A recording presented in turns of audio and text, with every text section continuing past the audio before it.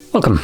In front of me I have the new Apple Watch Ultra 2 and a wrist band, which I'll be just going over and seeing how it fits and looks on the device.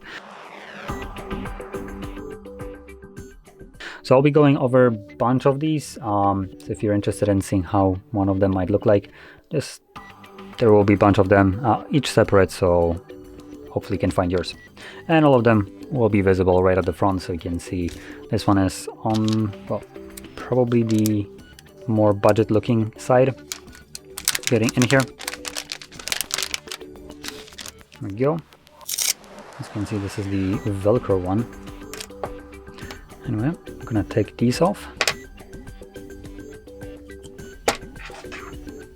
And put this on.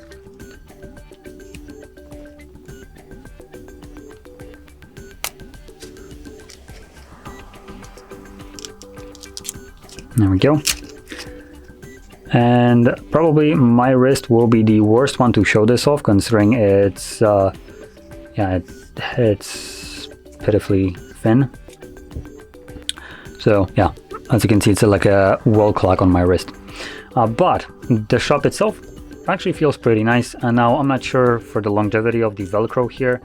So that is something to keep in mind. Velcro doesn't last that long, especially if you keep, unclipping it and clipping it. So that is something that you might want to watch out for, but at least for now, it's pretty decent. The Velcro or the strap itself seems to be fitting pretty well over the watch and my wrist.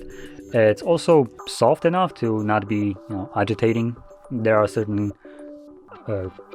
like cases slash bands that were basically a combo that were so harsh, as in like plastically stiff, that I wouldn't really recommend it. But this one seems to be pretty good. So there we go. Now, if you found this video helpful, don't forget to hit like, subscribe, and thanks for watching.